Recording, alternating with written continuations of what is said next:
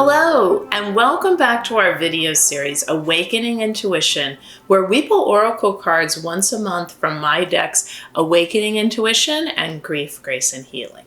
So welcome to 2025. I am so glad to have you back, and we're in the first month, January. Fresh start, new energy, new possibilities. I'm so glad you're here with me to pull some oracle cards for you to help you navigate this really big, important first month of 2025. So as you know, if you've been with us in the past when we pull oracle cards every month, we're going to pull 3 cards, and we're looking for cards that will help you navigate January 2025 and help inform your self-love, self-care, and mindfulness practices that month.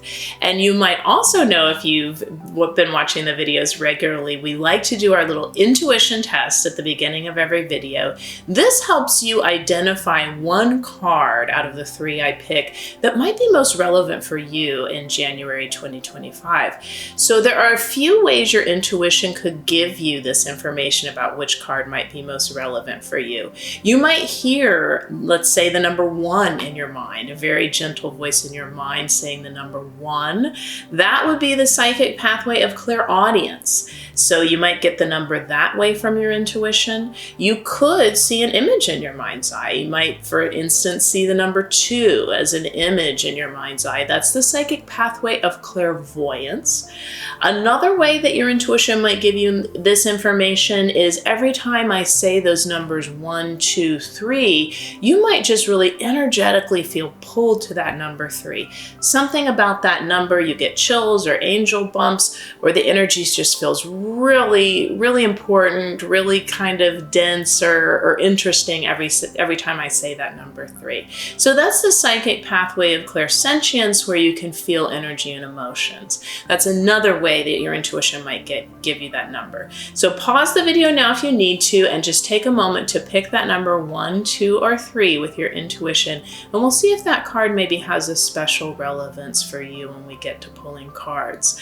A few other things we do before we pull cards really quickly is we like to do a recap of the previous month. So December 2024, we pulled 3 cards, and the cards that stood out most for me, we pulled a card from Angel Intuition that was about being very practical and grounded, detail-oriented, taking care of your earthly responsibilities.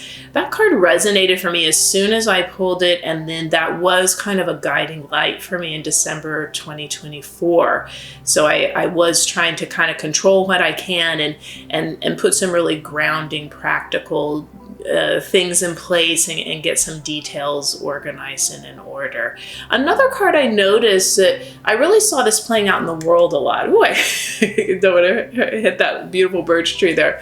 But I saw in the world, I saw the card about being of service to others.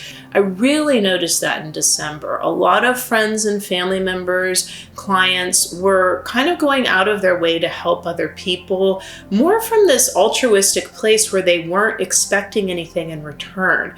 So, sometimes it's so lovely when we're giving to others and there's this reciprocity where we're really getting something very defined back and we're helping each other that way.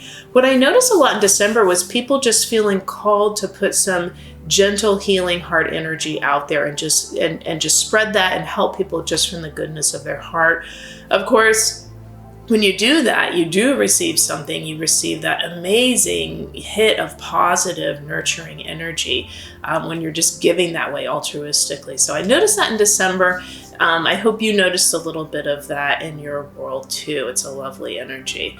The other thing we like to do at the beginning of the videos is give you just a little bit update of what's going on in my world as far as my offerings for you.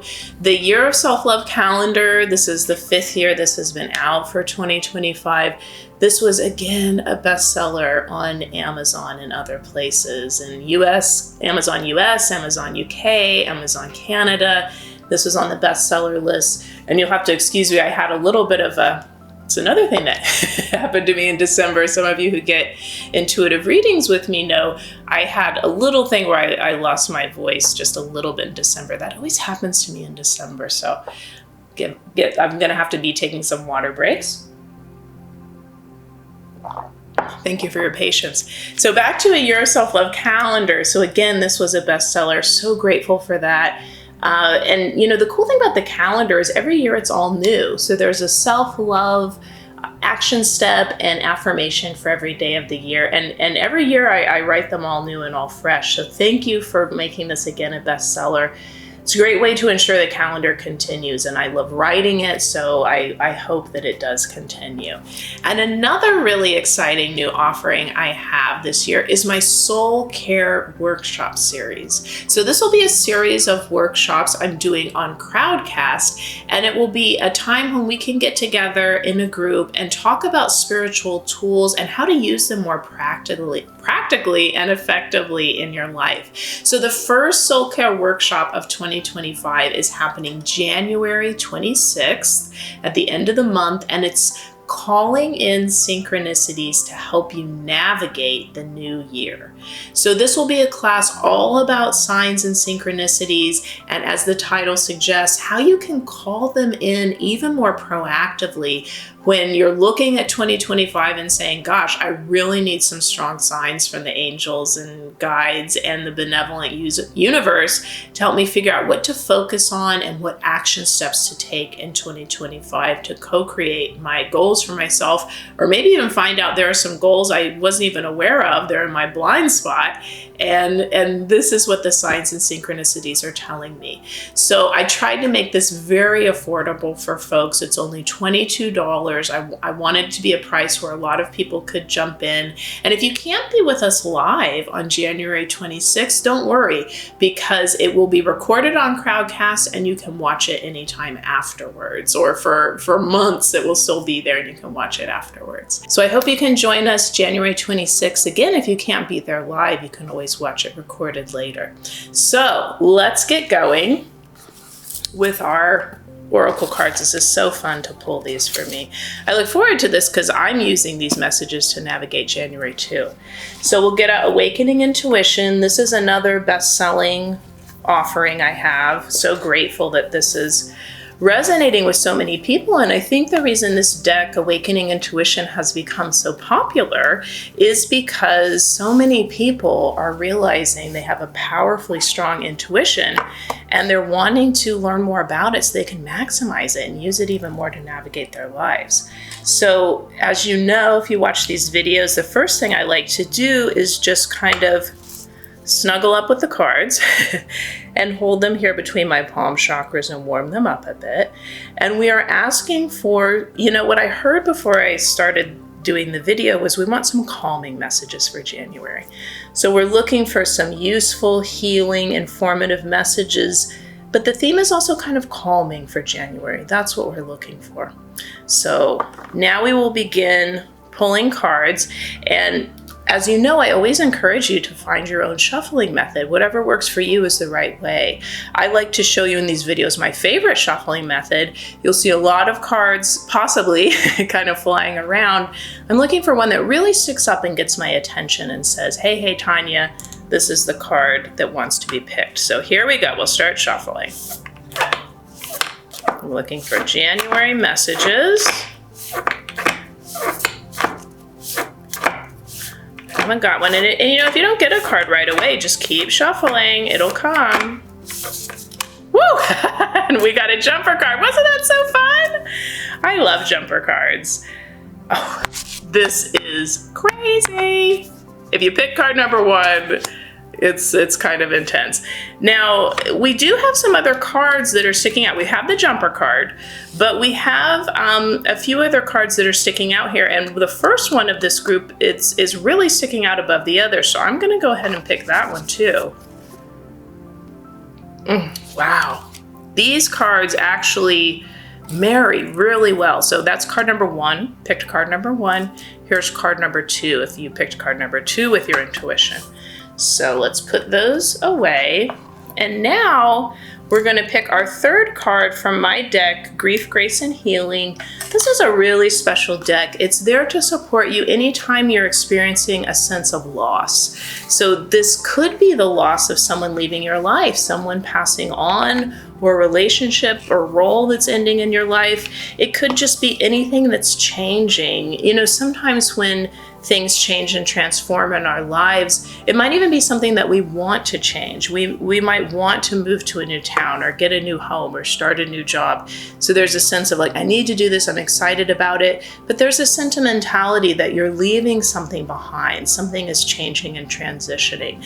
So this card is there anytime you're feeling a lot of feelings about a change or even a big loss you're grieving in your life. Because it's a very gentle energy deck, I like to do a little gentle pull method with it where we just warm it up between our palm chakras again. And we are asking for, again, another calming and healing message from the Grief, Grace, and Healing deck. And how I like to pull from this deck is I just like to let it open very softly wherever it wants to open. It's very obviously wanting to open here. Gosh, what a lovely card. I really feel like there's a nice theme happening. That is card number 3 if you pick the third card. And now we're going to do the reveal. So if you picked card number 1, that was a card that just jumped so dramatically out of the deck. We call that a jumper card. You picked Recognize Signs and Synchronicities. Wow. So I'm teaching a course on synchronicities at the end of January, and I pulled the card from Awakening Intuition about synchronicities. And as you saw, it just absolutely flew out of the deck. Some coincidences are random and others are full of meaning. If you dream of someone and then run into them by chance, read a slogan on a billboard that is like an answer to a prayer, or a friend recommends a book on a subject you've been privately pondering, consider it a sign. So this is a big card for me since I'm teaching that course at the end of January on signs and synchronicities and how to more actively call them in when you really need some.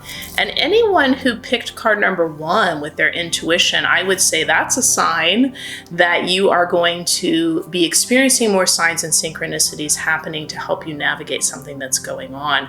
I just heard that in January, the angels and guides are telling me that's probably going to happen a little bit more to all of us because there is more of a, fresh start, clean slate kind of energy. People can be a little more motivated in January. Of course, we're still dealing with all the issues that we brought in from last year, and those things are still there. But there's always, it's almost like a little jump start, like when you get a jumper cable on your car for January, there's kind of a little bit of oomph, happening. So if you pick card number 1, you'll definitely experience more signs and synchronicities in January. Watch for those. But I think that's going to be happening a little bit to everybody, is what the angels and guides are telling me. If you picked card number 2, you picked Go Within for guidance. This is amazing. These cards marry really well because I always tell clients that a wonderful way to get a second opinion on your own intuition is to ask for signs and synchronicities and watch what shows up. So it's kind of an extension of your own internal intuition that's happening externally. So let's read this card. So for the people who chose this one, Go Within for guidance. Others are not privy to your soul's plans and purposes for this lifetime, which are revealed incrementally. Soul contracts you have with individuals, companies, groups, and places are highly personal. It's always smart to seek expert outside counsel, yet integrate that with your sixth sense perceptions and lived experience wisdom. So this card is really cool. If you pick card number 2, especially pause the video and just hear me saying that and read it on the screen again. Because this card, I'm hearing now from the angels and guides, can really come to you when there's a pivot moment happening in your life. We all have those times in life where we sense a change or transition coming, or circumstances, kind of force us into that externally. And it's a very good idea at those times to ask, friends and family, people who know you well. Of course, go get outside expert counsel in whatever area of this life of your life this is happening. But at the end of the day, as they say, sometimes what makes the final decision is our soul. I just heard that inner compass inside that says, I do need to make a pivot with my career or with a relationship or with my home or with my finances or with my health or with my spirituality. But I think after examining all the empirical evidence and getting great counsel from everyone, I know I have a soul contract to do this, to partner with this group or this company or this person or live in this place. So I think for some people in January, when you're starting to anticipate a pivot or really making a pivot, don't forget to go to your soul, because it has a map, an internal map that your intuition has access to, that your human mind doesn't remember or doesn't have as much immediate access to. And certainly people around you don't always have access to that. So sometimes people will give you the advice that they need to hear, the advice that would work for them. So certainly ask others for advice and take all that on board and take what's useful. At the end of the day, there might be some soul contracts being activated in January, and you really know what's best deep down inside. Okay, fantastic. Now we're going to look at card number 3. I need another little drink of water. My voice is so much better. I completely lost it there for a couple days in December. All right, here we go. Honor the past. So if you chose card number 3, you chose honor the past. You've been through a significant change, yet you still might honor some element of the past, whether that's continuing an old family tradition, keeping up with a former colleague, or finding something in your past to take pride in or feel grateful for. Integration and holism are favored. Honoring the past honors you. Keep someone's memory alive. So, if you chose card number 3, you chose honor the past. And I think again, all these cards kind of indicate a big change, which is very in line with the first part of a month and the maybe what is going to be a significant year for everyone watching these videos. The Honor the Past card specifically talks about not just letting go of everything, that sometimes even when you're making big changes or big changes have happened to you that you didn't have control over, it's really healing to kind of take some of the things from the past with you forward, or to even go back and snuggle into some of those things from the past. It could be an activity or a routine or a relationship or a place that in the past it really makes you feel safe and nurtured and calm. As I kept hearing, the energy for January is what we're wanting to create, is some calm energy. So remember, there could be, especially for people who chose card number 3, you've been through some big changes in 2024, or you're anticipating big changes in 2025. Some things should stay the same. There are some traditions, or as the card says, elements from the past that are really useful to take forward with you. And it might just be that, again, snuggling into them right now is really nurturing as you're making these changes or pondering these changes. So we might, for the people who chose card number 3, you might be feeling sentimental and reflective. And the card is saying that's good. You're wanting to honor that and honor the past versions of you. So those are our cards 1, 2, 3, and then we always do something really special, which is called a Synchronicity Flip. This is something you can do with any book or deck or anything you have at home that you love. It could even be a novel that you just love. This novel, you've read it several times, and you want to get a fun message about your life from that book. So if you want to take any kind of book, I'm doing it with my Year of Self-Love 2025 calendar. You just, again, hold it between your palm chakras, warm it up, and then you kind of flip until you just feel called to stop. So I'm going to ask for a message for all of us for January. And now I'm stopping. Oh, this is such a good message. Okay. So the Synchronicity Flip for January for all of us is, no one else has walked in my shoes, so they may not realize how tiring or difficult the journey has sometimes felt. Looking to others for sympathy is healing, but sometimes it can even be more healing to simply sympathize with myself. So, what I'm hearing from the angels, this message from the Year of Self-Love about giving yourself sympathy, comforting yourself, nurturing yourself. I'm hearing that there might be people watching this video feeling really tender. I think 2024 for many people was not an easy year. It was more of an intense year. So if you are feeling tender or a little vulnerable going into January 2025, that's normal at the beginning of a new year. Sympathize with yourself. You know what you've been through in 2024 and in the past. Give yourself that little extra bit of nurturing. And I'll read the action step too to see if that's helpful for us.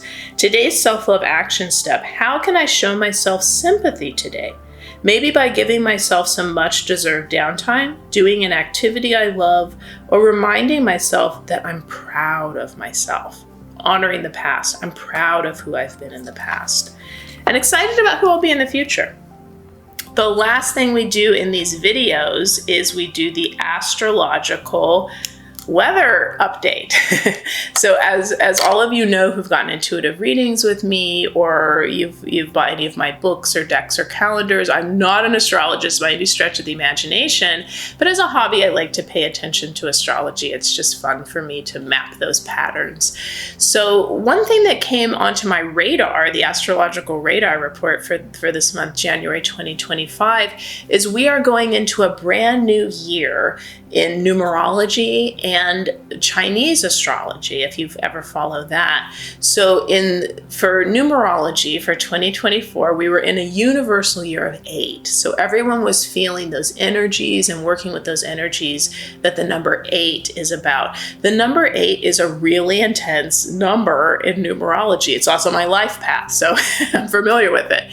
But the number 8 is very intense. It's about power. It's about co-creating, being powerful in the world. And if people are trying to take your power from you, kind of saying, no, that's mine, and I'm holding that energy. So that's a really intense number. That was our universal year in 2024.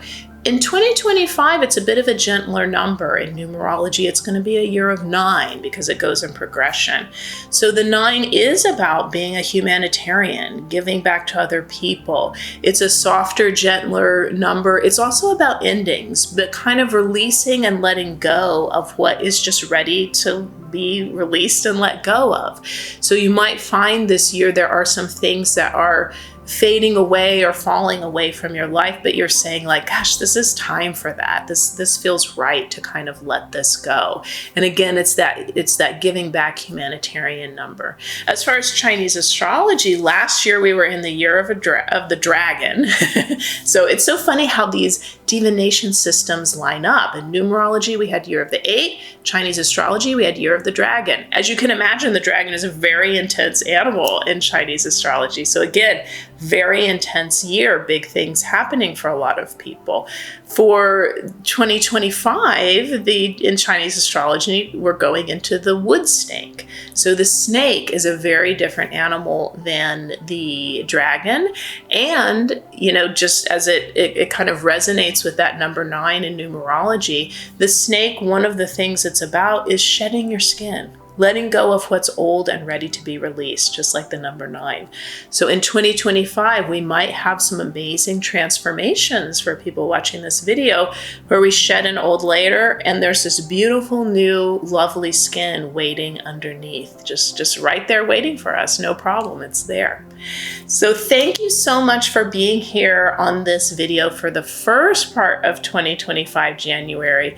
I am just wishing you so many blessings for all of 2025, but especially this first part of 2025. I hope there are some things in your life and in the world you're feeling very hopeful and excited about. I'm excited to do the course, a little workshop at the end of January about synchronicities. I hope you'll join me. And if you want to find out about getting my self-love calendar or any of my oracle decks or books, you can find links below this video to do that. If you'd like to get an intuitive reading with me, you can find links below to do that. Or if you're an author and you'd like to get an author mentoring session with me, I'd love to spend some time with you. So thank you again, sending you lots of love. I keep hearing the word hope, so clairaudiently from my guides. So I am sending you a lot of hopeful energy so that you can feel even more creative about your life and co-creating with the universe.